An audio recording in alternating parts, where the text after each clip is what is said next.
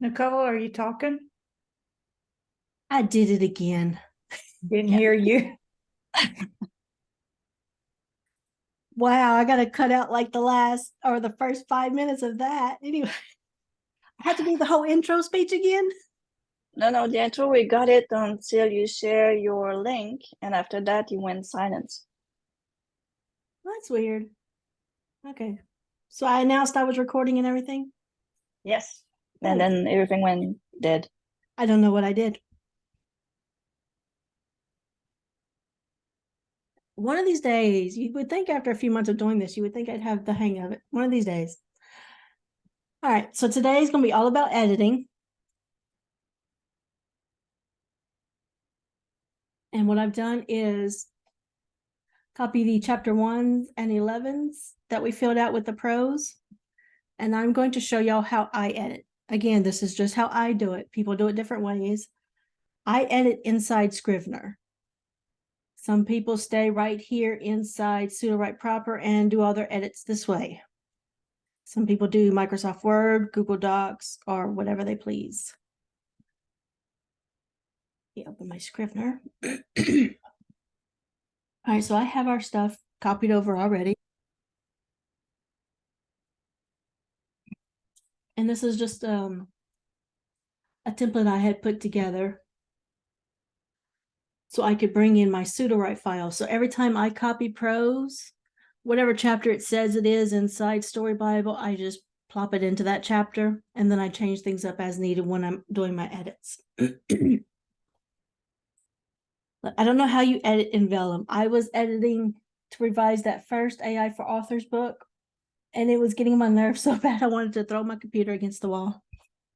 Just do the same thing and you're doing there. I just put the chapter, my outline, character, exactly the story Bible. And then when I'm finished, all the stuff I discard, I put it into a discard folder, which is under Vellum. All my discard words are there. And then all I have left is my story. Good deal. So yeah, as always, we say play around, find what works for you. So I have different chapters here. Let me see how many beats I have in them. Okay, good enough. I tend to make about 4 passes with my edits, and I know that sounds like a lot, but the first pass is very blunt. The first thing I do with my edits is I just go through everything that was generated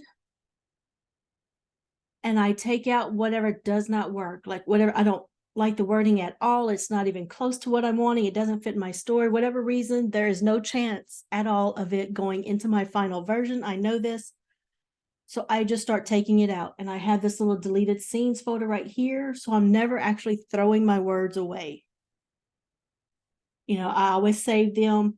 After this book would get published, I have another project that is nothing but deleted scenes from all of my other projects. So I can always recycle those words. So that's the first round, just going through, not paying attention to anything else, removing things that do not work at all. So after that round, I tend to have, a bunch of gaps and everything. Could you zoom in a little bit? That good? More? Yes, thank you. Okay. So for the second round of edits, I will do the side-by-side screen, which is one of the reasons I love Scrivener. I'm just going to go ahead and remove some stuff here so you can see. So, I might have stuff here.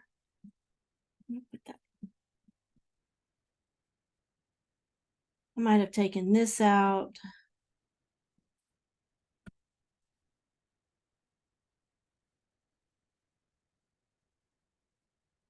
So I'll have, a bunch of chunks, basically, a bunch of gaps and everything. So for my second round of edits, I start combining things. I look at the same chapter, I look at each stride, and I'm going to say, let me put this stuff back. I just want to show you that real quick. I need more to work with here.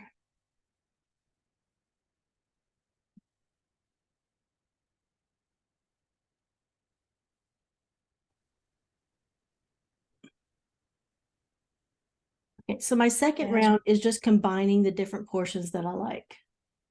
So in this Are you one, doing like kick batching? Hmm? Are you doing this like kick batch? yes, ma'am, pretty much. And which one do you use? You use the I know you use the Weaver one. Do you use two different ones to do it, or you use which version you're using? It is not uncommon for me to use all the models on a single chapter.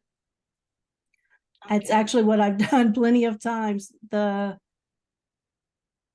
think those first two fiction books, the Mardi Gras Temptations and the Mating the Alpha, I think both were done using all three models, which is why it took me so long to edit. So So you do the whole thing and then you put them all side by side and then you choose mix and match. correct. Yeah. Because the first, and even if there might be times I ran best prose in a chapter and something sounded off. So I might have changed my beats and I'm just going to run best prose again. So, so these two side by side things might end up being best prose. All I'm doing Okay. is looking for all those new ideas and everything and seeing what goes to the scene the way I want it to. That's great. Yeah. So I generate each one. Every time I generate the chapter, I just put it in here. First round again, taking out those chunks. So the second round, I'm just going to look through and I use the highlight for Scrivener.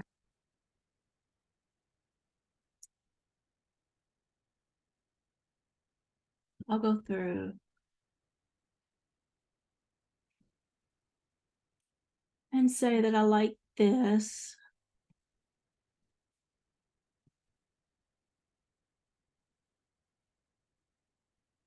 And then I keep going through and I have probably two colors that I'd say I use the most.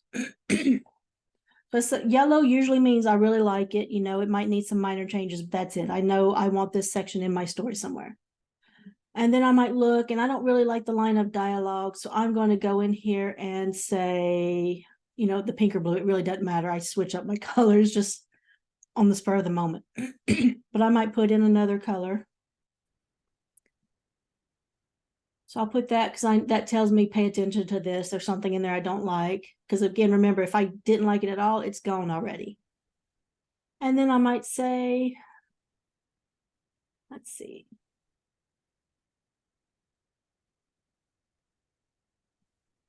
Yeah, going back, I might like that. And you don't have to use different colors, obviously. That's just something I got used to doing. A lot of times it's mostly yellow for me. And then if I come across I might come across something again. I'm like, you know what? I really don't like that anymore. And I'll leave it alone. I'll just overlook it. So I know after I'm done going through highlighting everything, anything that isn't highlighted, I can go ahead and remove that too. That just didn't pass the final, the second round of edits. I edit after I have generated all of the chapters. That's just my flow. It works better for me. I don't like it, messes with my process and I guess my mindset to generate and then edit and then go back and generate. I need that consistent flow of just focusing on one task for the story, one part of the writing process. You can do that a chapter at a time. Oh, I'm sorry. Thought I was on mute. That's okay. All right. So I'll just keep going through and eventually this whole thing will end up being edited. And I'm just going to say, I knew I liked this. So I put that in. So eventually this whole thing will be edited. And again, if there was stuff that I didn't edit, I know I needed to delete it. It's no good anymore. And then I will start combining for each stride. So I know, I'm just reading them real quick. Actually, let's go to chapter 11. We'll put those two side by side. We'll scroll up. So strides 1.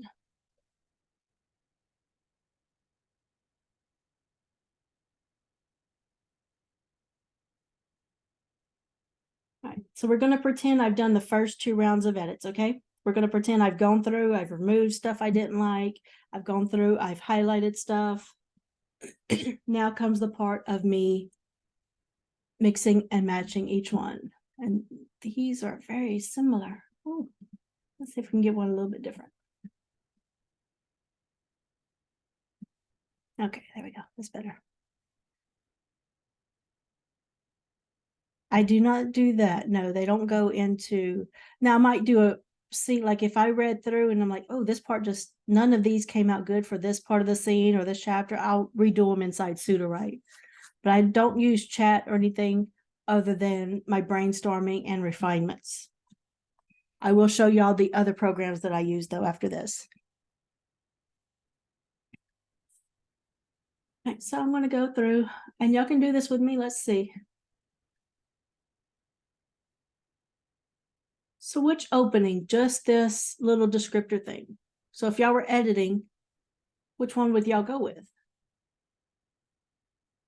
1 or 2?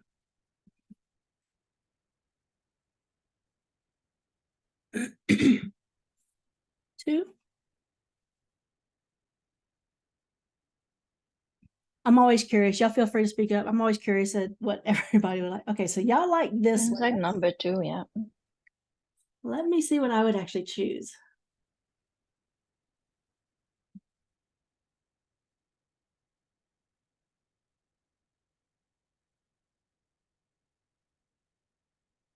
Definitely, yeah.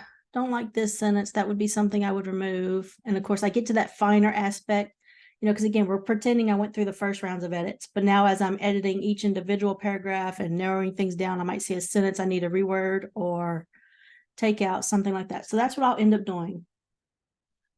So this is where it starts getting tricky, and excuse me while I start switching screens a lot. This is why I like working in Scrivener. I'm going to create a blank document. And then I just kind of start going back and forth. So I know, okay, I liked this. So now I'm going to cut it. I know I want my scene, this chapter, whatever, to open with that. And again, it'll depend on how I'm feeling. I might very well just combine within these, pick one side, the right or the left, and I say, okay, I'm going to start combining everything onto this side that I like, and I know the other one's going to be remainders. So for instance, if I decided everything's going to be over here, I like this one better. I'm going to put that back. And that's what I'm going to show you instead of, this is my preferred way to have that blank doc and start piling everything over there. But it's a lot of switching screens, so I'm going to stick with one for y'all. Save your eyes.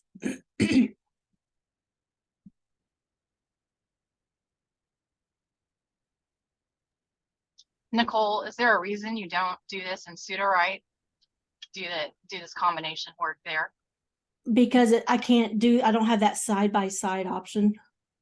I mean, you do while you're in Story Engine, which is great, but with that new Story Bible, we don't have that. Of course, I never even did it even then. Scrivener is what I started writing with back in 2019. It's what I'm used to. I like using the highlighted colors, and it just works for me. Okay. But I know I've been opening. Go ahead.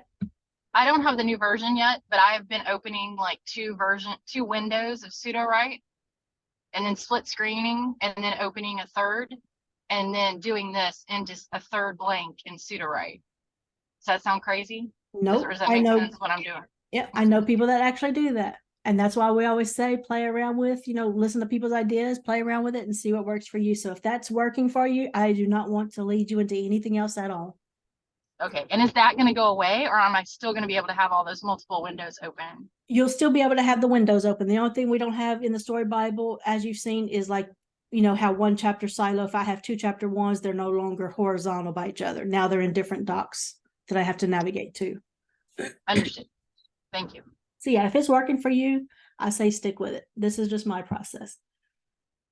So again, here I would just be going through all of these, putting the passages that I liked into my blank doc, or combining them here, whichever one, and leaving one to basically have all the scraps that I know will go into the deleted sections. That completes my, is that my third? I don't know. Anyways, and then the next round of edits, I am only in that one document because I've combined the pieces from, different chapters and stuff that I like, or different prose outputs. I've combined those pieces. So now this next round of edits is me really going in and fine tuning everything. I am going to manipulate dialogue. If it doesn't sound the way I want to, I'm going to make sure all the choreography is correct. I'm going to make sure, somebody wasn't standing on top of the castle, and then the next thing I know, they're standing in front of the horses talking to them. You know, I need to have those transition scenes. If I need a transition scene, I hop back into Sudowrite and usually write one real quick and pop that in there. So by the end of it, I've done several steps, but again, the first couple aren't very heavy duty. You know, they're very chunky, just doing things real quick. And then I go through, I start adding in my own voice, my own ideas, manipulating everything. Does all of that? Yeah, change names. Yeah, I'm telling you, if y'all write spicy content, you will understand. I can't tell you how many times, you know, they start getting it on, but the AI never lets someone get undressed. You know, it might even be talking about their clothes, and the next thing you know, he's putting it in, and I'm like, how? It doesn't go through blue jeans. I just don't get it. So you really have to watch out for that in the spicy scenes. I've seen not so bad choreography and violence, but there's still some issues that'll happen there. So yeah, does it make sense what I'm doing? Does anybody have any questions about the steps that I take to edit? Because again, that's just what works for me. Does anybody have any questions about that? Did I confuse anyone? Do y'all see how I've gone from the AI prose to adding in my own words and making sure everything is sounding the way I want it to sound?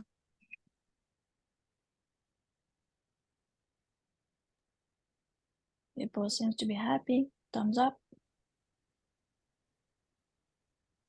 And I will say, a lot of times, let me one up. Ooh. I would like to not pull up one that's going to offend anyone, but that is mostly what I write. Don't read that. Close your eyes if you're offended. Hang on. Where is my stuff? Where is it?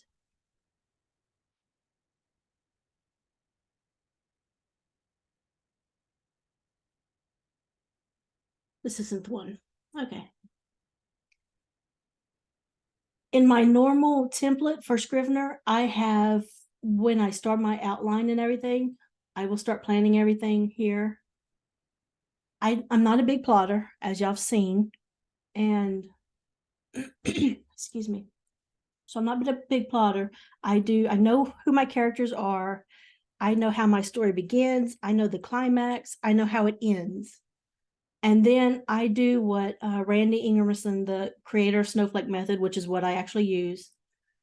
I do what he calls the essential scenes, which is 10 essential scenes. They are somewhere in here, but I always forget which day it's on because I don't even follow. Oh, here they are. Okay. So I have this template right here. So as ideas come to me, I will actually just start writing them out on my own, no AI involved or whatever, because it usually, that's how it happens. I'll, you know, trying to go to sleep, trying to drive. Next thing you know, wouldn't it be great if so-and-so said this and this happened at this part? So I will actually start writing out the scenes just in my own words. That all gets collected here under my essential scenes. And then at some point, of course, I need to combine those with the Sudowrite. So what I do is even though I might have a whole chapter, I will still actually write that chapter in Sudowrite, letting the AI do it itself, because I found a lot of times it'll give me a nifty line of dialogue that I really like, or some little twist I didn't think of. So I still generate all the chapters in Sudowrite, even though if I have it in my essential scenes, and then that gets combined during my editing process. All right, so if there's no questions on my editing process, I wanted to show y'all some of the other programs that I use, as well as some that I don't, but might be helpful to y'all. Are y'all good with that?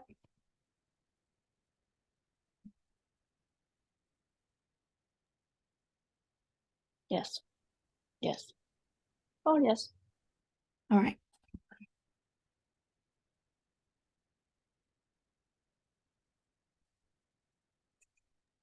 Hey, Nicole. Hey. Are those moments, the 10 moments, are they kind of like set pieces or not exactly? Are they more like platforms? I'm sure. So I'm not sure I'm understanding exactly what you're asking, but I will show you an example of, where is it? Maybe I better get his book. Okay, so I'm going to show y'all this one. I'm only going to show y'all the first chapter because the rest just dives straight into my style. But this first chapter, where's the look inside feature? Oh, here it is. Okay, so the first chapter of this book was actually what came to my mind when I started writing it. So this is all me right here. This is no AI. Again, like I say, I'm not this great master storyteller, but this is essentially what it is. It's a very short and that's it. This goes into chapter 2. So it's kind of like that. It's almost like little portions of chapters, I guess you'd say, but it's always, like the name says, it's always an essential scene. Something happened at that point that I really need for my story, and it popped into my head, and I write it out. Does that answer your question? Did I just go way off? No, I can see what you're saying. It's like, is it usually something that's more like personal? Not, I don't mean personal to your life or anything, but you know, something you really want in there. Is that what those 10 points are? Something really kind of that you feel is like has to be in there. Yeah, again, it's not something I sit down and I say, oh, I need to write my essential scenes. It's never anything like that. It always just kind of pops into my head. I start putting it down and it goes into that essential scenes list. And most of the time it is, you know, the characters having a certain conversation I need them to have, or certain actions taken. And, you know, in this instance, it just came to me because of the premise of the story is, you know, a disease killing out the wolf packs. And it came to me, okay, I want this to open with her just having suffered the loss of her entire pack. And, you know, which made her the new alpha. So that's kind of what it is, you know, something needs to be in the story, but you also need to connect it. Oh, I'm not making any sense. I'm sorry. No, you're making sense. I kind of get what you're saying. You know, I can't think, go ahead. Go ahead. I can't really describe it any way other than it just pops into my head. And I'm like, oh, this is really good. I need to get this down. So I do it. Yeah. I mean, I do that kind of thing, but I never thought of it as being, you know what I mean? I think it's great to have that in your mind, that they need those moments instead of just saying, oh, I have this good idea, and then just jotting it down on a sticky note. And then it's like, I got a gazillion little things that are not really, Exactly. you know, tied together or anything. And for anyone interested, like I said, I'm not a big plotter. This is Randy Ingerson's message. I'm not sure if I'm saying his name right. The snowflake method. Okay. Randy Ingermanson. It's close enough. Thank you. So this is what I use because nothing else really stuck for me. And again, I don't use the whole thing. I can't remember how many steps this is. I actually have it in my template. Okay, 10 steps. This is what I do out of it. Let's see. The 1 sentence summary. Yes, I do that. Expand the sentence to a paragraph. Yes, I do that. I don't start doing this big old character thing. I do that with ChatGPT. So I have my paragraph. I eventually take that and turn it into a full page, which is one of the steps. This is it. I don't know. So sentence, paragraph, page, all for my story details. That's generally what goes into my brain dump. And then the only other thing I do, I'm just looking to make sure I'm not missing anything. The only other thing I really do from this is the essential scenes. And then, you know, just kind of filling everything out. All right. Thank you, Nicole. You're welcome. Let me get some water. Excuse me.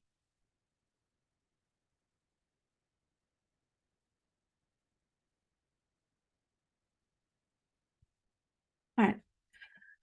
The last thing I do for my editing process is using AutoCrit right here.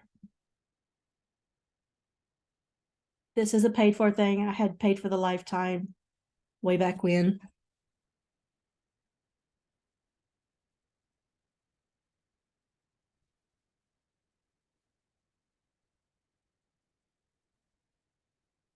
So after I've gotten my edits done and I'm pretty happy with this chapter, I think, hey, this is good. I'm happy with this. I will bring it into AutoCrit here. Oh, I think this is a dirty one. Yep.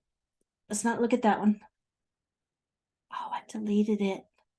I actually had that other one in here. Is there a trash button? So how many words can autocrit take? I am not sure.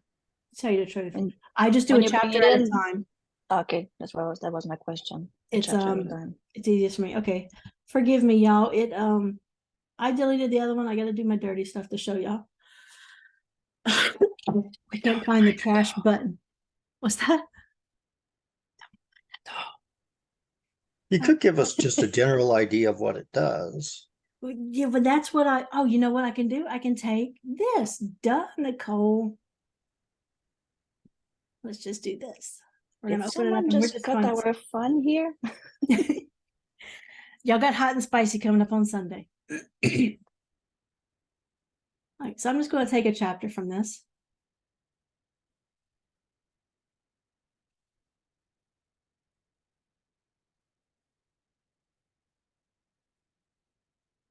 Try to find the one that y'all like the opening on.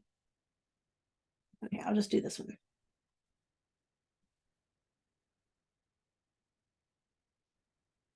So I will go to quick copy and paste, and I'm just going to paste in that chapter, right? Have these annoying strides, but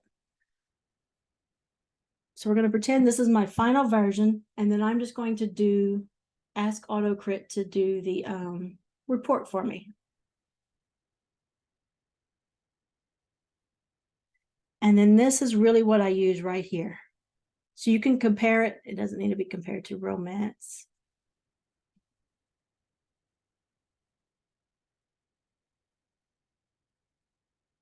There we go. So you can change up the genre that it's comparing to.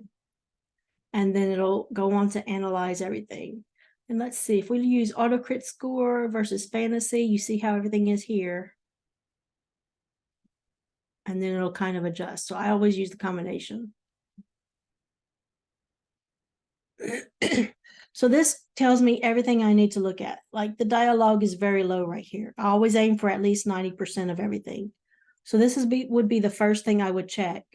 Because again, I've made all my edits. I think everything's good. This is telling me, hey, you know, dialogue's not that great. And you can scroll down and it'll actually tell you, compare everything to fantasy. You know, your average words per paragraph, per sentence. It breaks down all of that stuff. So it's saying in normal fantasy, the number of sentence or percentage of sentences with dialogue is this, and I have this. It goes on to tell me, you know, all this various other stuff. The other thing I really look at is if my scores are good, I use this right here, this tense, because it never fails. Whatever reason in my writing, I always seem to end up switching tenses somehow. I don't see it when I'm doing my writing, but whenever I open this up and compare it, it'll show me. So I can click onto this, tell it to run report. Get these out of my way. And then I can click on the past tense. You know, if it was supposed to be present tense, now it's going to show me all these past stuff. I can correct those, and the same thing for present and future, stuff like that. So this is how I use AutoCrit. Very simple. I get my chapter in the best shape I think it can be, and then I run it through AutoCrit and have it tell me where I need to focus things on. Because up until this point, I've just done the whole overview and a very general look on everything. Now this is telling me all of this is good, but this part right here really sucks. And I go and fix it. And then I can't open Vellum because it's only for Mac users. But Vellum is where once everything is perfect with my story, I format it in, or you know, put each chapter, the scenes and all the correct chapters and everything, and then I upload to Vellum. Again, go through, make sure everything's formatted. I like Vellum because I can do pretty headers and indents and everything else. And I actually have the link for AutoCrit here. Everything's hyperlinked. So whenever I share this, you'll have it. So I put everything in Vellum and I love it. Again, it's only good for Apple. Atticus is the Windows version. I have not used it. I don't know. Manon, don't you use it? Or no, you use Vellum. Never mind. Sorry.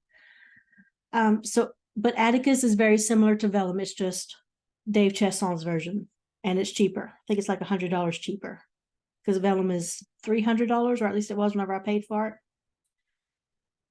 So by the time I'm done with Vellum, all I have to do is click generate. And the thing I like is when it generates, it's going to give me my print ready formatted stuff.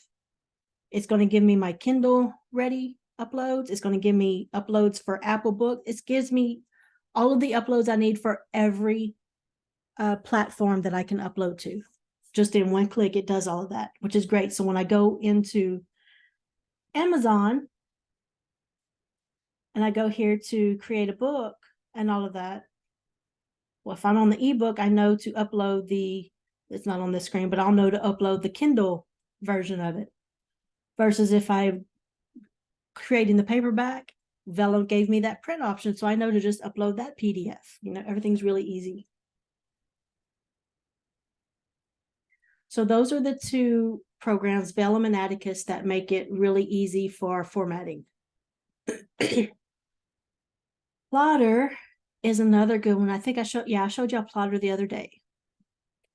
So Plotter is just a way for me. I especially use it with my series. If it's a single book, I don't tend to use it, but for my series, I will actually start plot the whole series in it. And I erased the one because I was done with it already.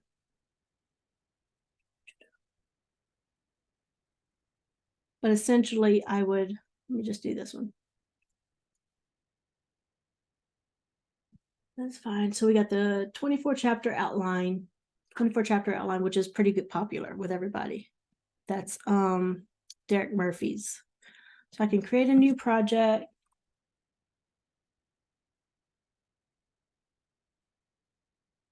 And again, I use this for my series.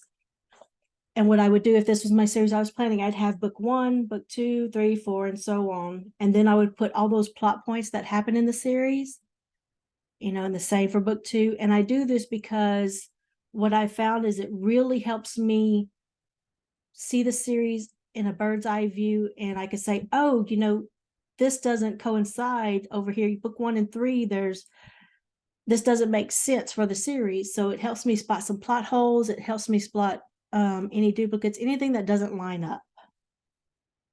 So this is the 24 chapter thing. So you got your act 1, 2, 3, and you would just put in all your little plot holes.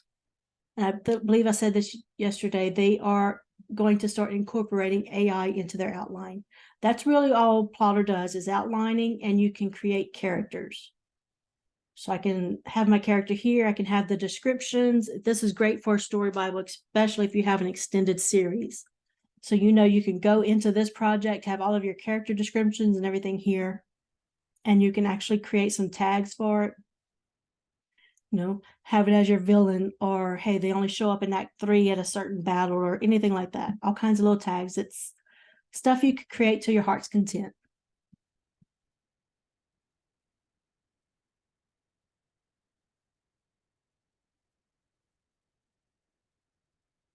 So for the analysis for AutoCrit, I just do that one chapter at a time.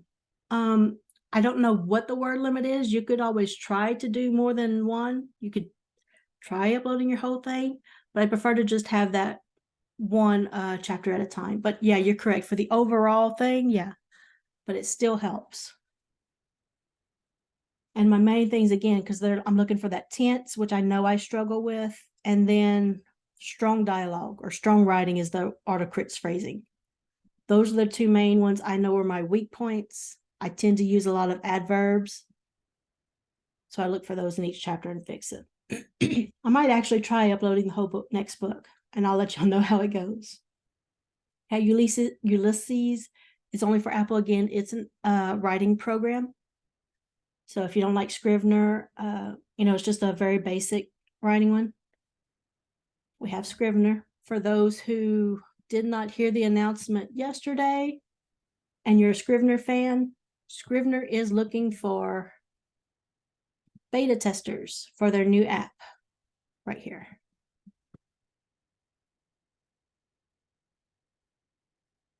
think we talked about it after the recording got shut off and people left. So there you go. If you want to be a beta tester for it.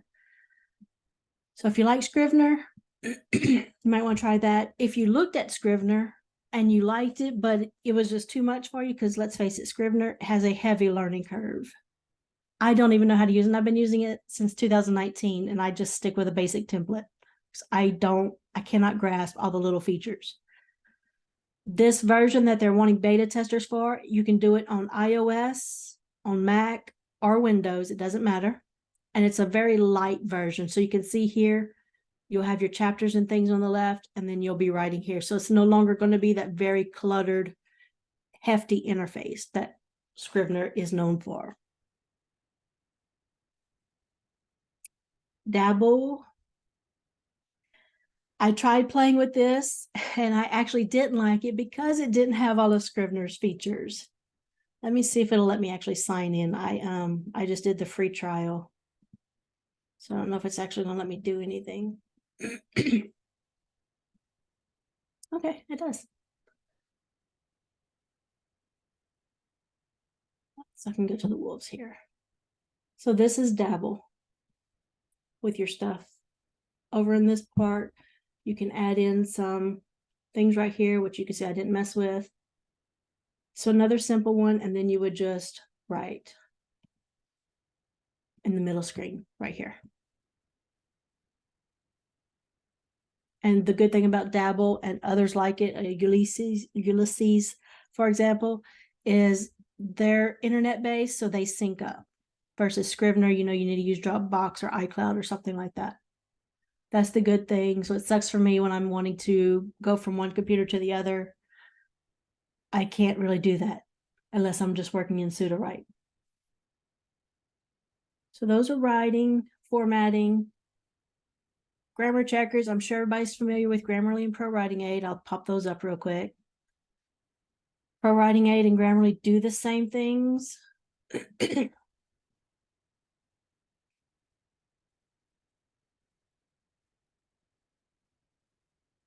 You can see how little I use it. I don't even know where to go in this one.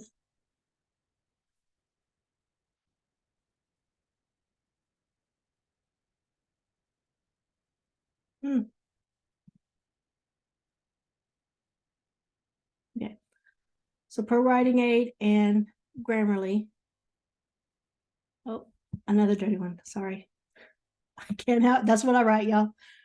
So it would just do the grammar checker stuff, and you'd have that pop up over here. And it's similar to AutoCrit. So if AutoCrit isn't for you, Pro Writing Aid and Grammarly both also do all the little grammar checkers and help you see some things right here that you kind of need to work on. Got the clarity stuff, bit bland, all that things. And again, I do have all these linked in the document for y'all that I'm going to share. Let me go ahead and link just in case somebody needs to start hopping off soon.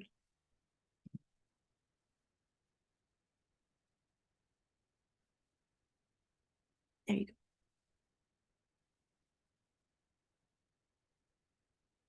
All right, so those are grammar checkers. Y'all saw AutoCrit. Hemingway I don't have, but I did try it and I actually really liked it. I'm thinking about getting it again just because it was very straightforward. It's pretty, and then it was also very useful. And it helps the most to me for rewrites. Like if your paragraph just isn't, there's something off about it, you can't figure out what you need to do to fix it. Hemingway is really good with it, telling you what to do.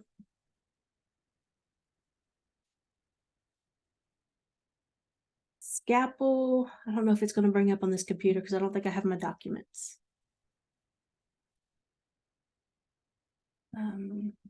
I know, here we go. I still don't think I have uploaded my documents here. Nope. I don't have my things. Scapple is a mind map though. I use it for my character universes. So I might have, talking about a character here. This is how I'm using it. You can use it for whatever. And then I will say, Adriana and Ethan end up being together. So now I connect those two. And then I'll put one over here for Adriana's best friend, Brooklyn, because she's going to be in the second book. Julian will be her love interest. So that's kind of how I keep everything in order for going across my series. I want to know how all of my characters are related to each other, how they know each other, what books they pop into, the frequent places in the small town, because this particular series with this is my 5-book Mafia series where it starts. But then it goes into a Hollywood actors series with 3 books. And this character right here makes an appearance in that Hollywood actors book. So this is a way for me to keep everything in order and say who knows who, what they do in each book, and all that. Let's see. Have you compared pro writing aids, detailed? I have not, and I actually have a lifetime. I have a lifetime to Grammarly, Pro Writing Aid, and AutoCrit. I haven't compared them. It's something I need to do. I like AutoCrit. Maybe because it's the first one that I used, first one that I enjoyed using. So I think I just kind of naturally stayed towards it. I do have all of the others. That's just the one I go to. And there's actually another one, but I forget which one it's called. I think Monique had used it before. That gives you a very detailed breakdown, but you can only do, it costs you like $15 for the breakdown, but it goes very, very super in depth. So if you like Pro Writing Aid, I'd again say stick with that. Their Grammarly, Pro Writing Aid, and AutoCrit are pretty much the same. The looks are different.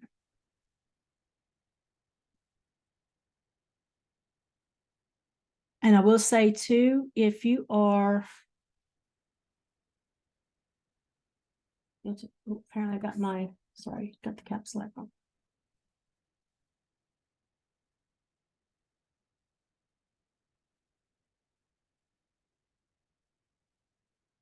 If you go into here, is this it? Yeah. So if you go into the writer sources and offers down here, you get 20% off Scrivener. Let's see what else they have. Dabble. This is actually how I got, Campfire is good, y'all, for epic. If you do sci-fi and epic fantasy, y'all might want to check out Campfire. Here's a Pro Writing Aid, 25% off the annual license. When I did it, maybe because I completed NaNoWriMo, I got a better offer, but I ended up getting like 60% off for the lifetime membership. So always check NaNoWriMo, even a plotter one. They got some good ones.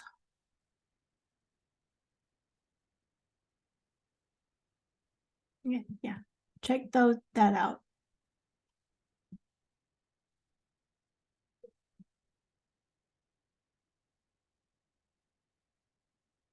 Humble bundle of writing. What's the humble? I'm not familiar with that. Oh, right here.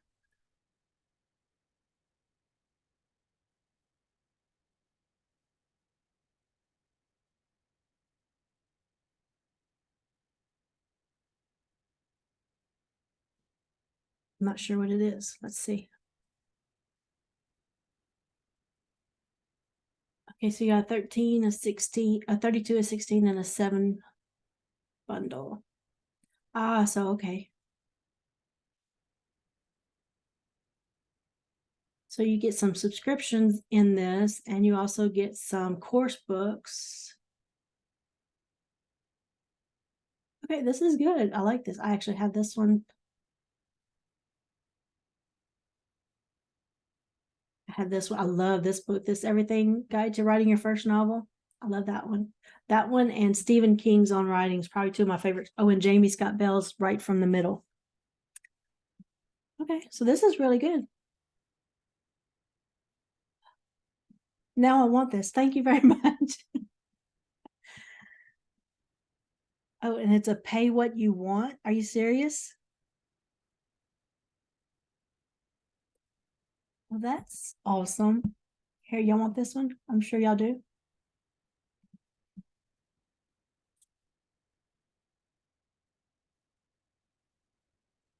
So yeah, it's pay what you want. and the remainder of the stuff goes to charity. So of course, the more you pay, more goes to charity. Let's be nice. 'Tis the season, folks. Or coming up on 'tis the season. Good deal. I'm gonna have to check that out. Thank you for pointing that out.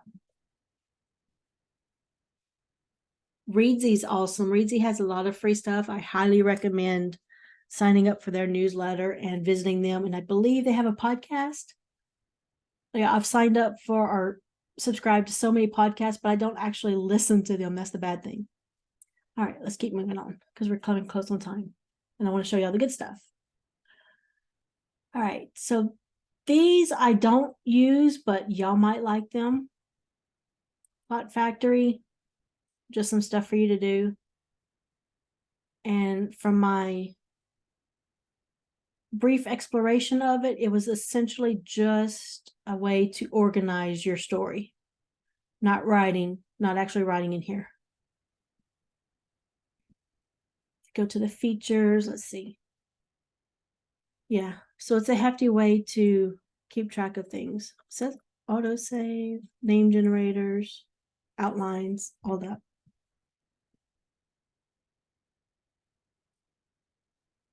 Word again, that's not one I've used. I did play around with it. It looked okay. Again, just not my preference. And I've discovered looks are a huge factor in whether or not I use a program, and it just seemed a little too busy for me. But that might be something you like. And again, it's for plotting things out, like your scenes and your chapters, and you can see the different versions of them.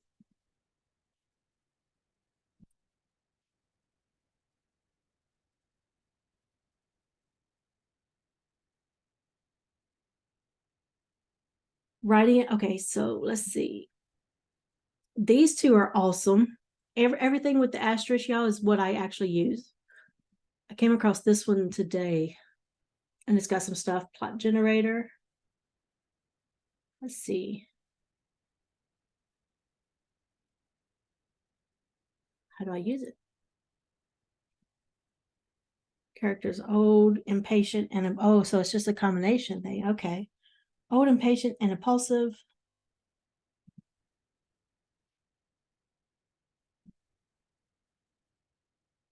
Oh, that's pretty neat. Not bad right there. Okay. A murder plot. Let's victim profile. Female in her late 20s. Body was found on a beach. Dead for at least 2 weeks. Appears to have been shot several times. Clue. Killed as an example to others. What y'all think? Does it look good? I'm liking this. I'll have to mess with this more.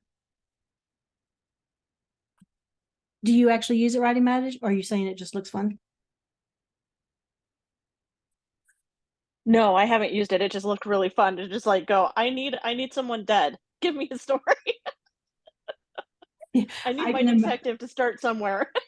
Might start, I'm spending all these 101s and 201s trying to come up with good stories for y'all. I might just start hopping into these. What do y'all think? Would y'all actually like that, or would that bother y'all that I'm going somewhere else for story ideas in classes? No, I love it because you want throwaway stories. You want ones that you're not like, oh, I need to come up with this really deep story I want to write. You're just showing us this is just what it is, and we, even though we love them and they're fun, fairy tales do kind of get boring. Yeah, definitely. All right, so let me show y'all these. All right, so for this one, it's pretty simple, and it gives you like 20 prompts. Let's do, what do y'all want?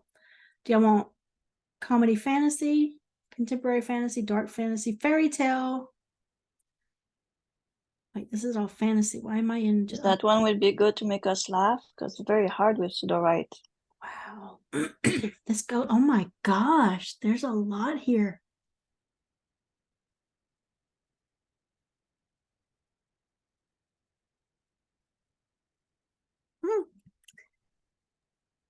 I vote immortality.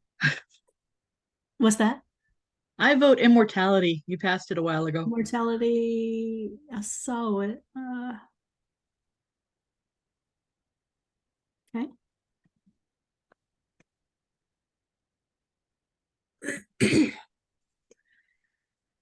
All right, So, gives you the plot right here. Immortal woman enters 25th century with countless more years ahead of her.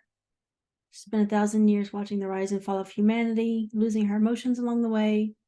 She decides it is finally time to die, but is unable to kill herself. She finds only one particular drug can do it. It's in the hands of a government lab. Breaks into the lab and encounters the doctor, and of course falls in love. Let's see, let's try another one. You spend your entire adult life traveling through space to find a way to become immortal. And surprisingly, you find it on a lesser known planet on the other side of the galaxy. Oh, I like that. So you travel back to Earth, excited to tell everybody, but you find all your loved ones are gone.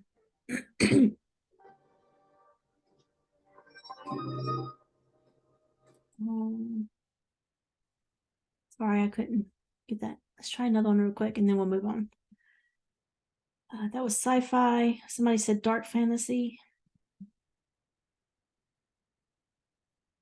I did. They have a holiday romance. I actually got some good ones for that one. Oh. Wealthy can lock themselves safely inside their castles. Oh, this isn't bad at all.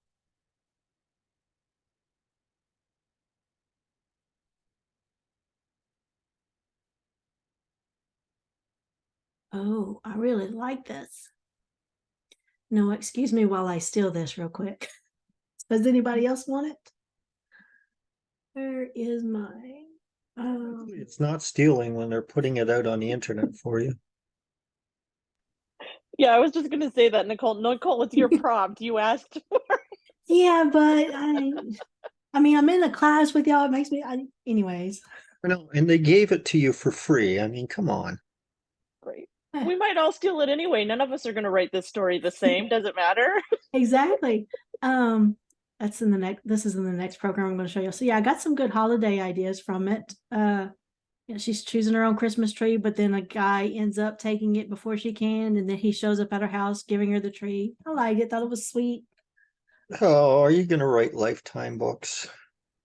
Well, I got to venture out, save my soul some kind of way. I know, but like Lifetime does like 168 movies every Christmas And they're with the same good. plot in different locations. Oh, wow. This one is lengthy. As you leave the forest. Huh, I don't know. Okay. Werewolf Slayer.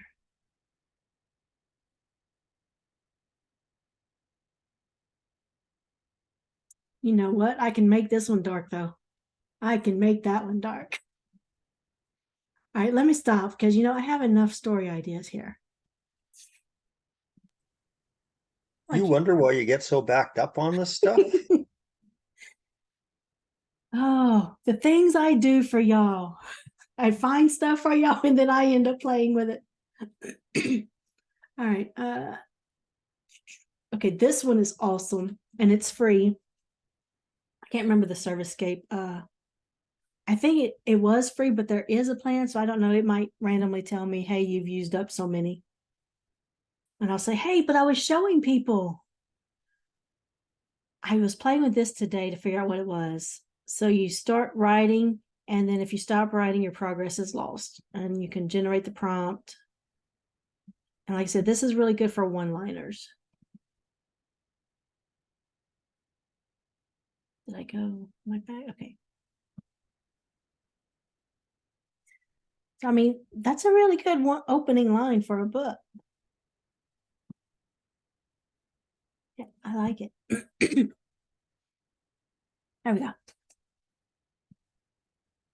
So many books, so little time. Where are we at? Okay. Oh, this is a really good one. Okay, so I saw all the people talking about AI does the same names. This is one I had gotten into. And you can just start, narrowing down. There's a way to do an advanced thing. Here we go. Advanced search. That's usually what I use, and I'll start filling in some of these. So there's one name thing. And the sci-fi ideas and fantasy name generators are awesome. You could come here if you want fantasy folklore names, names for places and locations and the different types of what you're looking for, you know, outpost names, star names, space station colonies, description generator, personality descriptions, ghost town descriptions, all of this kind of stuff. And then sci-fi ideas. We played in this with one class and it was just awesome. Again, so many different name things. Dwarf name generator, monsters, spaceships, city names, schools, cyberpunk stuff, alien baby name generator. That's what we had fun with.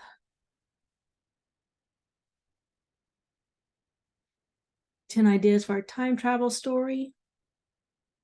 I don't know if this refreshes, but there you go. Which one you use, Chalet? The fantasy name generator. I Okay. like it. It's great for, I used it for like naming places and stuff. And also characters, because I hate what pseudo-write gives, you know? Yeah. Yeah, I'm liking sci-fi and the fantasy, sci-fi ideas and the fantasy name generators are like at the top for me right now. These two, the Plot Dot, it's Plot Dot AI and Writer Duet. They're mainly for screenwriting. I did actually play around with this one, the Plot Dot. Oh, is he going to let me? Let me see if I can show it to y'all real quick. I don't know. I didn't subscribe, so it might not let me.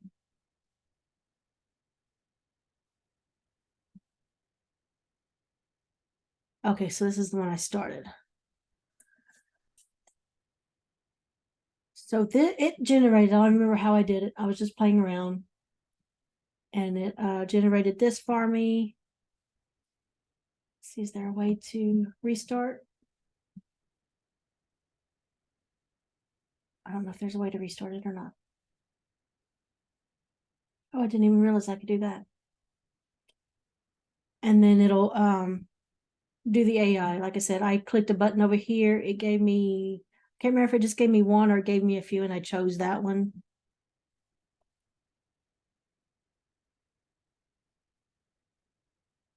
So yeah, you can ask GPT-4 to give you names, and occasionally it does good, but I still find they're very lacking. Like I don't know what the deal is. I'm just usually never, especially for fantasy names. I like it for if I'm find a name that I like for one of my main characters, which isn't exactly a human name or something like that. What I like to do is I like to type it in and ask ChatGPT what human roots would this name come from, right? Because it's a fantasy name. And I'll say, well, it's kind of German and it's kind of Indian. And then a few prompts later, I can usually get it to spit out a bunch of different names similar to it. So it sounds That like you might like the behind the name website too, where you can actually choose an origin and get a bunch of them. That might be yeah, it. that would probably help a lot. I guess I'm just it's like you said, when you're used to using one type. Yep. Yeah. And we always say if it works for you, use it. So you can see how Plot Dot here, it's just generating different things in relation to that story. And again, Plot Dot and Writer Duet are meant for screenwriting. I don't think there's a place to actually view anything. And it wasn't, let me see, this is the one. Okay, so it is $0 a month for 3 projects. There you go. What else do we have? Plot Generator UK. I think this is the one. Yeah, I didn't care for this one, but of course I wanted to include it. I just didn't think they were great. The picture book was kind of neat. I could see somebody getting an idea from it. Should say animation. Molly.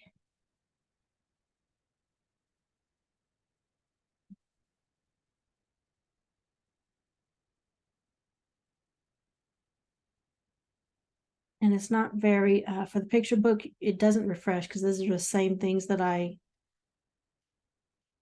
had earlier.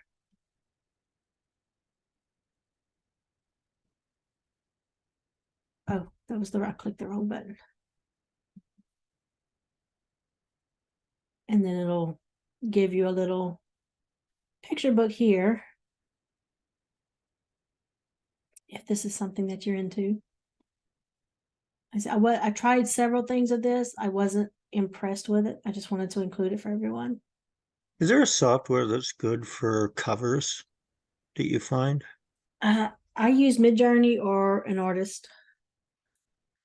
And Okay. people have been having really good luck with Dolly lately. As soon as you learn how to prompt it. And you use Canva to put everything together. Yep. I always use Canva for my stuff. StoryFit. This I've never used it, never even heard of it till I was researching my book stuff. It's something you upload and let's see, it's just a simulation. So they're not actually giving it to people, but essentially you get some feedback on how what readers would think of your story. So again, just something I want to include for y'all. I like to use my beta readers. They're always my go-to. I love my alpha and beta readers. Copy AI is a little plagiarism checker where you can put some stuff in. It did let me, I was looking at it earlier to see what you do. Some things here. The ad copy was the only thing I thought might be interesting, that I might actually use, but I can use ChatGPT for that and it does a pretty good job. And just done, again, another one I don't use, but it looked kind of neat. If you find yourself needing to do a lot of rewrites and you don't really know how to reword it, you might want to try this one. I think this one was expensive. Was it? Yeah, this one was pretty expensive. It's copy. They're both probably about the same. I haven't used either. No. Again, this is all just included for y'all. I do want to point out one thing I do use. And this is going to be the last thing. And then, for questions and stuff, that's it. So I'm going to go to Amazon real quick. Let me open up my ChatGPT as well.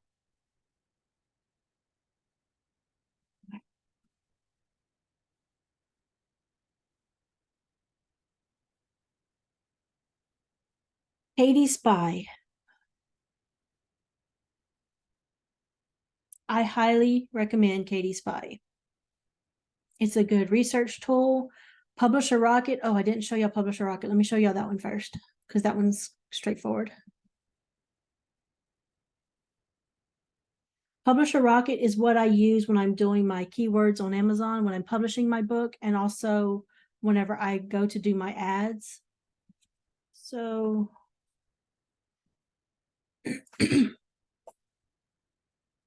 oh, really? You're just going to be like that? Okay, let's do this.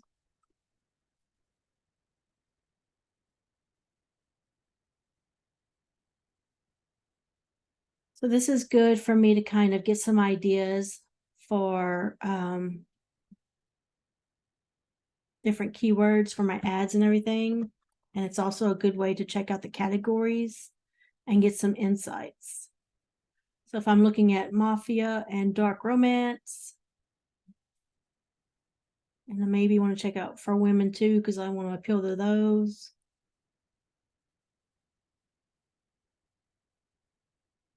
I'm just going to click a couple here, and then I can do this. So it gives me a breakdown from those choices that I select. And of course, you can do the whole list if you want to. And it tells you the searches each month, the average earnings. These are always off. Keep that in mind. And then it tells you how competitive it is. So you kind of want to look for matches of greens and yellows, both greens or a little combination, because those are on the better end, or easier to get into, I should say. So that's Publisher Rocket. That is a paid for one, but I don't think it was expensive, and it's a one-time fee. I want to say it was $40. I could be wrong, but it's a one-time fee. Always have updates. I'd say at least every couple months I have an update, and it's really good if you need help with keywords. So Katie Spy, give me a book, a genre or subgenre.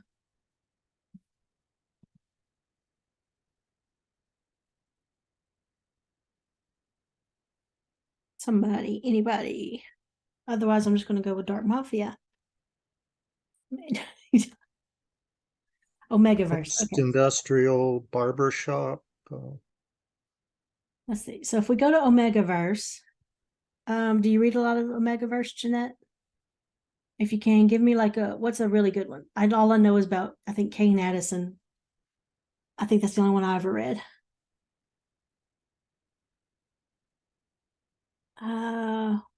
So which one of these is good? Like, let me know.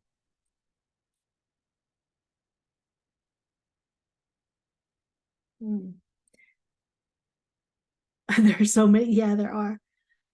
I don't see Kane Addison's, or else I would, grab hers real quick. Okay, let's just go for one. Oh, Pippa Grant, she's a popular one, so I'm just going to use hers just because. Oh, what is this?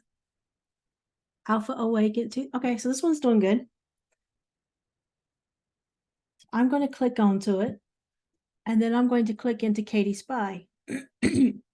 And Katie Spy, I could actually click on it in that page before, and it's going to give me like some information on all of the books that were on that page. But for right now, let's just say I don't write in Omegaverse right now. Let's just say I wanted to write in Omegaverse. And I need to know, like, what do readers expect from this? What do they have? Obviously, yes, I can go into ChatGPT, which is actually what this one will do. So I clicked on a certain book that had good ratings and everything. And now I want to go to, I clicked on my Katie Spy, it popped up. So it's showing, yeah, we're looking at the correct book. And I'm going to click on this insights thing. And then there's different stuff you can look at here. So I'm just going to say book strengths and weaknesses, and I'm going to click to use the prompt. And then it sends that prompt to ChatGPT for me. It's supposed to send that prompt to ChatGPT for me.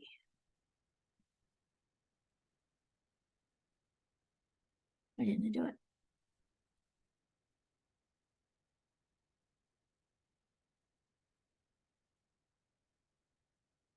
There we go. Maybe because I had two of them open. So it just gives it an automatic prompt, and then it's asking to analyze the book, look at the reviews, social media insights, and anything else. And it's asking what are the strengths and weaknesses of the books? Why did people buy it? Why people might not buy it?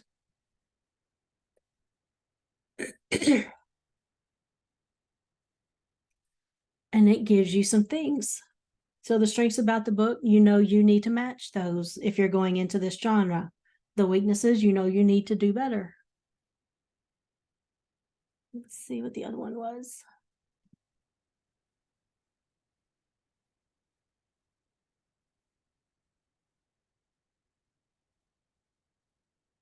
I did this for the monster erotica stuff that I was doing. Structural analysis. Let's see how this turns out. Let's make sure it's done. Okay.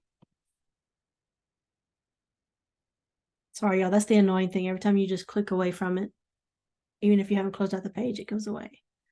So I'm going to do the structural analysis.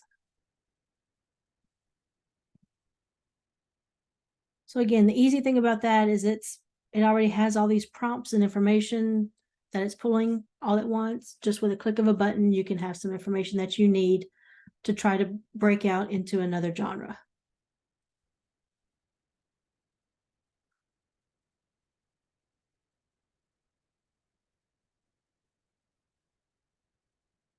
There you go.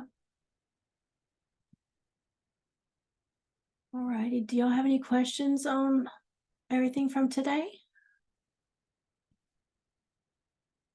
Copy this again, make sure everybody has it. Wrong page.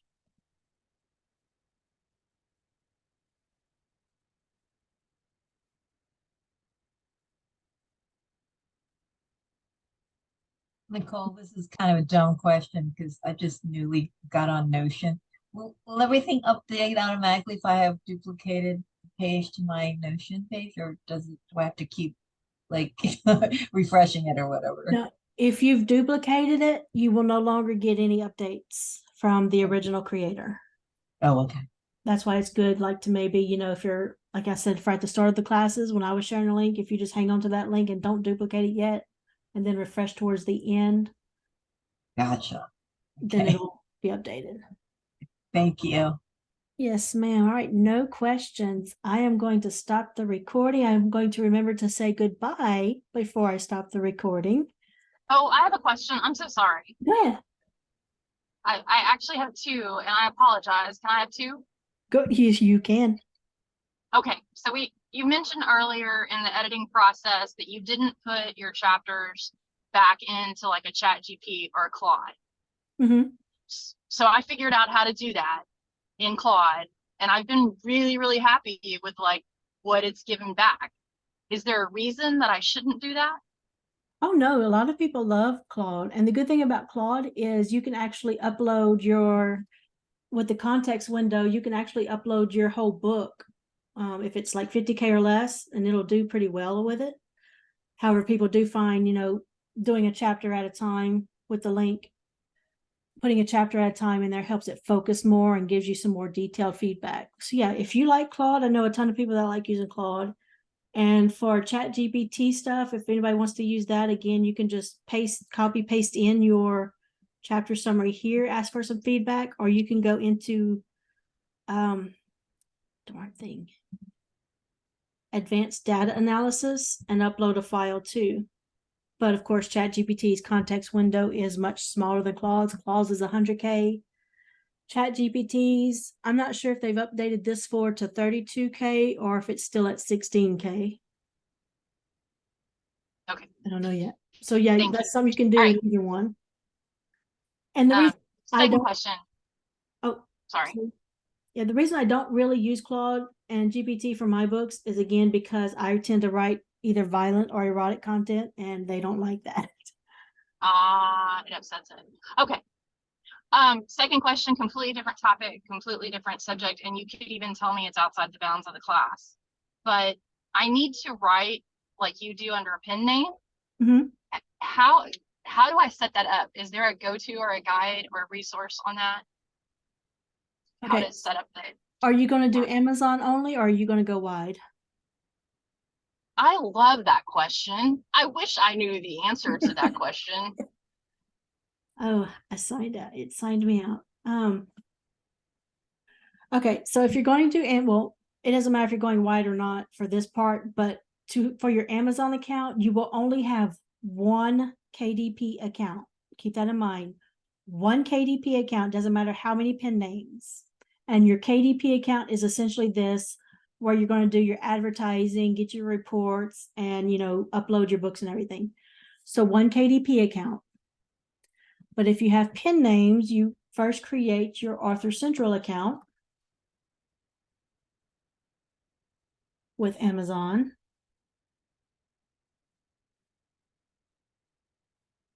And they recently changed it. Before you could only have 3 pen names here. Now you can actually have up to 5 right now. So you have to publish your book first before you can add that pen name. So I could not add my Nikki Love pen name until I had published the first book. Then I was able to add that pen name. And I will eventually, like I said, I could have up to 5 right here.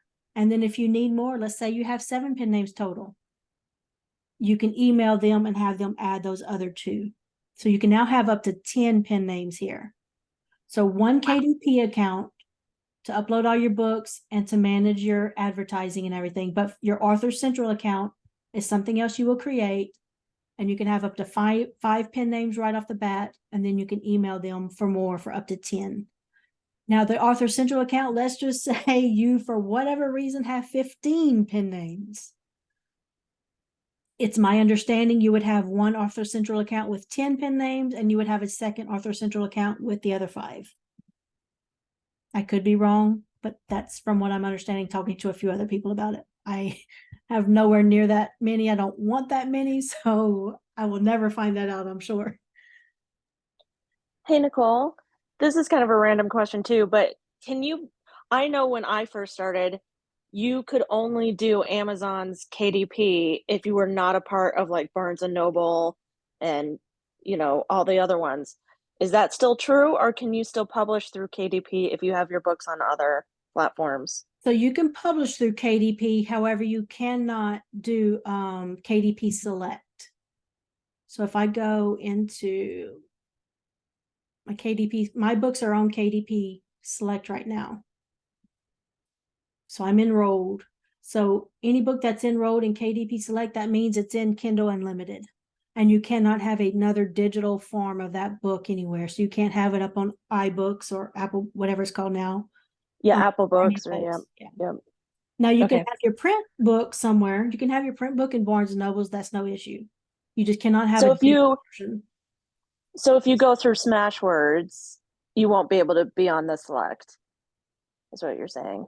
Right. Because Smashwords basically puts you out on everything. I think it's like D2D, the Yeah, direct draft to digital. That digital. I think Yeah. it's yes. It does the same thing where it basically blasts your book out to all of them, but you can't be on Select. But you get to run special promotions and stuff like that. Like you get to do special things with Select, right? Correct. Like this book, as a matter of fact, is actually going on sale on Sunday. It's going to, I'm in the, let me see if I can pull it up for y'all to see it. Let me get these things out of my way again. Right, they won't see all of your pen names. Only you see that.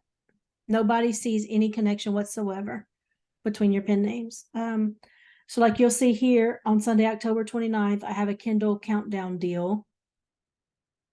And I don't really want to edit it, but I'm just going to click into it so y'all can see. And there's ways so you can decide when it starts, and they give you a timeline, like you have to finish it by when. I can tell it how many price increments I want it to have. So this one is going to go on sale for 99 cents that day. And then on November 1st, it'll be up to $1.99. And then on November 5th, it'll be regular price again. And I did this to stack it because I also have ads going that started today for my entire AI for Authors series. Let me go back over there. So what I'm doing is stacking. So I have the first book in the series going into the Kindle Countdown deal. My Pseudowrite book releases on that same day, and now I have ads going for all three of these so people can also pre-order the third book to stack, to really try to drive buyers and reviews to that series to start getting it up into the ranks and everything. So yeah, there's a lot you can do here on KDP. Even if you're not in Kindle Unlimited, the KDP Select, you can still do advertising, regular advertising. Again, you're just not in Kindle Unlimited. And the only reason I'm in Kindle Unlimited now is because I wanted to focus. It was easier for me. I didn't want to have to learn all of the different platforms right away. So my goal is by the end of 2024, I will actually start going wide then. But for now, I just wanted to get my books out, get a good backlist up, and I just wanted to focus on one platform. Amazon had the largest essentially, so I just chose it. It was pretty easy, kind of a one shot and done thing. And then, like I said, at the end of next year, I will start slowly taking some books out of Kindle Unlimited and start going wide with them. So Ian, yeah, so it is for 90 days, and I could be wrong on this too, but I think for 30 days after that, you cannot have it anywhere. I'm kind of like 50-50 on if I'm wrong on that or not. I think it was something like it's 90 days, but it renews automatically. So you have to uncheck a box to make sure that you're only there for, yeah. So when I clicked into here, this little checkbox right here.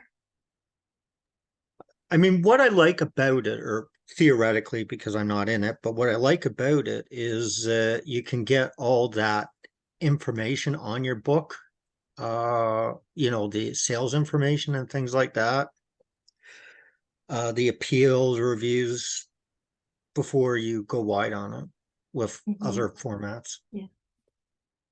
Oh, I thought it would be easy to see if they had that. if that was true about the 30 days. I seem to recall something about that, but again, I could most definitely be wrong on it. But yeah, if you don't want it to renew, just uncheck this, and you can always, let's say you did put it in there and then you decide, you know what, it's not doing good, I want it taken out. As you saw, I just clicked into KDP select info on the book and it brought me right to it. So you can always uncheck it later. Yeah, because it gives you all those KPIs about your book, sort the key performance indicators, which it seems like a good idea if you're just publishing a book for the first time, or you have a group of books you want to publish, to get those KPIs from Kindle. Right. Yeah.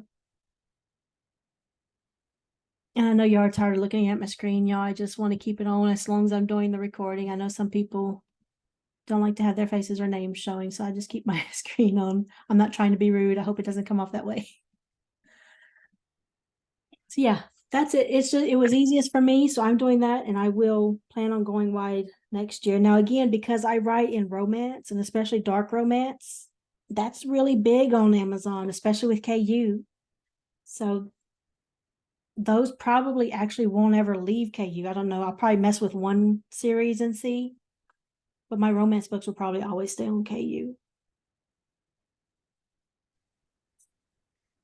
Any other questions? Hi, Nicole. Yeah, may I just jump in? Sorry, but that will be a quickie, a really quick one.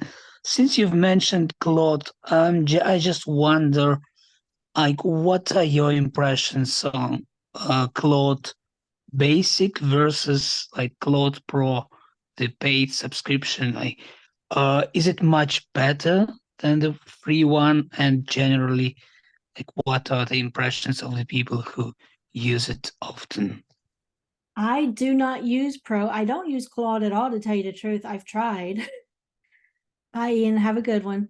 JC says yes. So it was my impression that the difference was the number of messages you can send. Is that correct, JC? Yeah, it's the number of messages. The tokens don't change. So you don't max out your messages as quickly. I also find that the Claude Pro is a little more technically correct, because I don't only use it for creative writing. My real job is a professional writer and in a very technical career.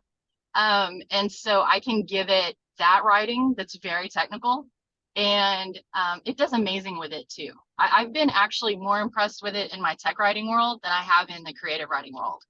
So and this is why Thanks, I don't use Claude right here. It doesn't like me. It doesn't like my type of stories. So I might play around with it when I get into my fantasies, because my fantasies are clean young adult stories. But right now I'm still writing those in Sudowrite and enjoying that. I do use Best Prose inside Sudowrite. That's my go-to. Well, we got Weaver now, but Best Prose was always my go-to before that. But Claude just doesn't like me, always telling me to check myself and get some mental help. That was an old conversation. That's why I was pulling it up, and it told me no. Yeah. Claude is a choosy guy, a very picky one, probably. Mhm. You're looking into joining Wattpad to put some serials out. So are you on the AI Writers Connection Discord?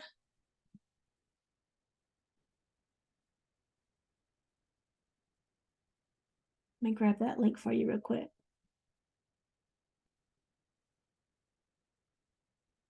This is the Discord that Marigold and Cece started. And there are a lot of people there that actually do the serials. Marigold herself does the serials. So a lot of people here, you'll see that you can we have a ton of channels here. I'm looking for the Wattpad one. But I think most people just kind of start posting in the general chats on each one. But yeah, I recommend their Discord right there, because there are a lot of people that post the serials or publish serials and are very willing to talk about them. I will bring that up in, as a matter of fact, I'm going to copy that message right now. And I will post that inside of the Pseudo-Write Ambassadors channel and here in AI Writers Connection, because we have a lot of ambassadors and teachers here, to see if people are interested in it and try to get that up for y'all. Hey, Nicole, Uh-huh. but from a process perspective, kind of what we've gone really quickly these 4 days. But if you were really gonna put together a novel, what's your real timeline on your process for say 50 to 75,000 words? Oh, goodness. So my goal was always rapid release when I started writing in 2019. My goal was always rapid release. I could never reach it until Pseudo-Write. And then once I started using Story Engine and Pseudo-Write, I was able to publish 2 books in 2 months. And I'm telling you right now, that burnt the daylights out of me. So I will never do that again. And since then, I think I'm still kind of emotionally recovering from it. The stress and just the drain. So realistically going forward, I will aim for 2 months. Like that would be ideal for me. 3 months, I wouldn't mind. Going for anything more than that, I don't want to do, just again, because my goal was always to publish quicker. I'm trying to think of my step process. So when I brainstorm with chat, I also have to point out to God, there's so many, it varies with everybody's process. When I do my fantasy books, I like to plan it with chat. Let me see if I have that. I might not be able to find that chat conversation quickly. So I like Plus, to. I think, Nicole, in your case, it depends on how many projects you're working on at one time. Yeah. How many classes I'm teaching that month. I wish I could Yeah. search here. Yeah. Like I said, I made myself a calendar and I'm sticking with it. Okay. So we got into November. Yeah, I was doing so good. I'm like, you know what? I'm good for October. I'm good. And then somehow it came up with, hey, what are we going to do for Halloween? I said, you know what? Let's just do an all-day write-a-thon for Halloween. So guess what I'm attending on Halloween, doing on Halloween. And then just, yeah, it's one thing after another. But yeah, so as I'm planning my fantasy books, I like to start planning them. And then I actually take a break because I find as I take a break from them, new ideas start coming into my head. Where is that chat? I wish we had the search feature like we do on the mobile. By the way, y'all, the chat mobile app is awesome. Because again, you can search, but it's great to pick up in the middle of the night when I'm trying to go to sleep and I need to ask chat something first. Where is it? Where is it? Here we go. So lots of scrolling coming up here, but you can see how long this chat got. And this is me planning one of my fantasy series right here, 4-book series or 3-book, I can't remember now.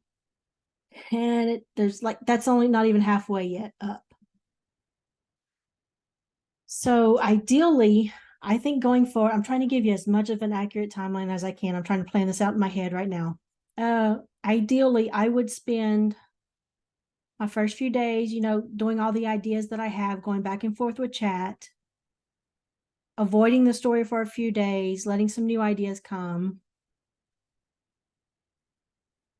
So going forward, I would say an ideal timeline to even allow me room would be the first month is just planning, getting all of my details down. And of course, the more details you have down, jumping into Pseudo-Write, that tends to go quicker. So I would easily, I think, be able to generate within Pseudo-Write within a week and come out with good stuff. 2 weeks at the most. And then, of course, it's pushing it for that 2 weeks of editing because I don't use I know a lot of people will throw their stuff in the Claude and chat and do the edits and they love it. I don't. I just never have, but maybe that's only because I've been having my dark stuff that it doesn't like. So 2 weeks for editing minimum. So yeah, I would say 3 months to actually get it really good, to know that I've done everything possible, taken my time with it. That's what I would do. 3 months.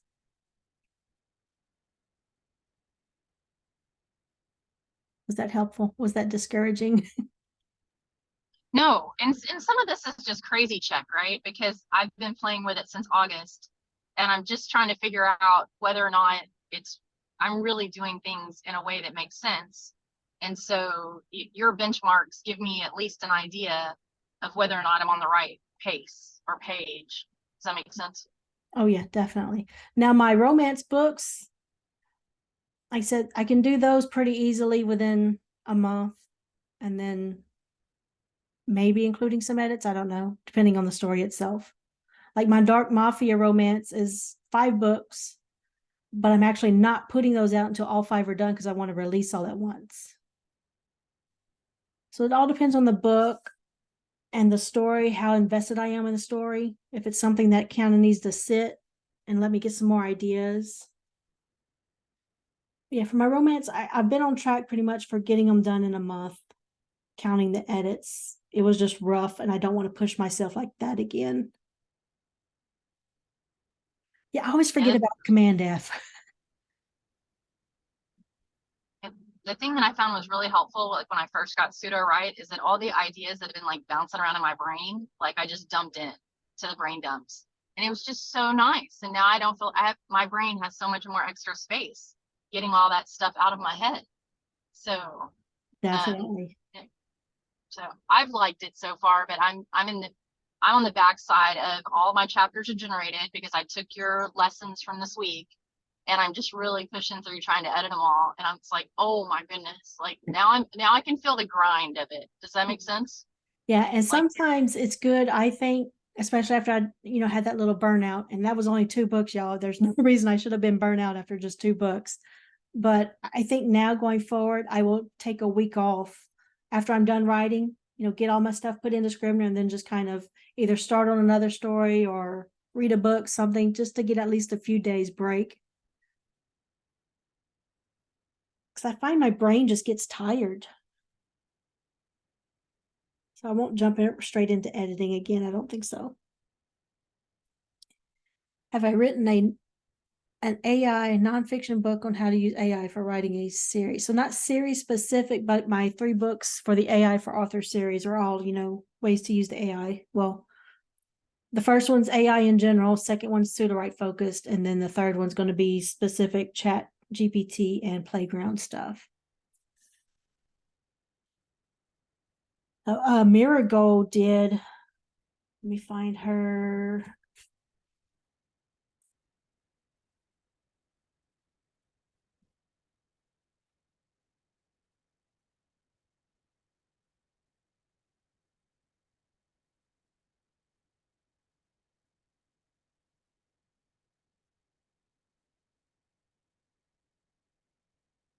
She had a really good series.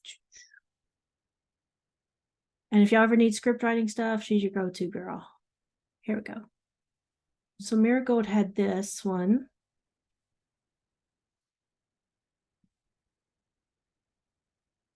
There you go.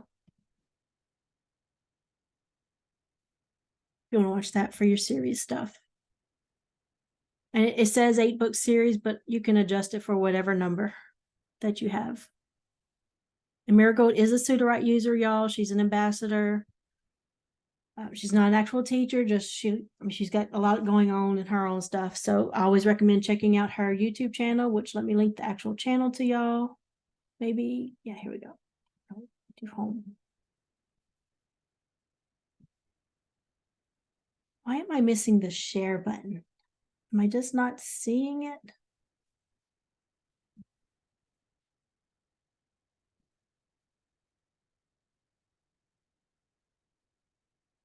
There you go. So that's her channel. And she's really good. She's very, very, very thorough. Like me, I repeat myself, I jump around. She's very thorough and covers everything.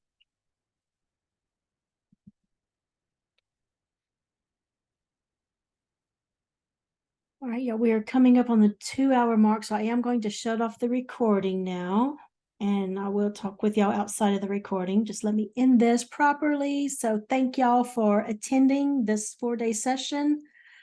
I think going forward, we can maybe do this every quarter. That way it's not too often, but still throwing it out there for people that want to. Another idea I talked about at the beginning of this class was maybe start doing some 1 hour write with me sprints. So they'll be scheduled like a class, but they won't be an actual class. It'll just be us getting together, doing some sprints and stuff. So thank y'all for coming. And I'm going to stop the recording now.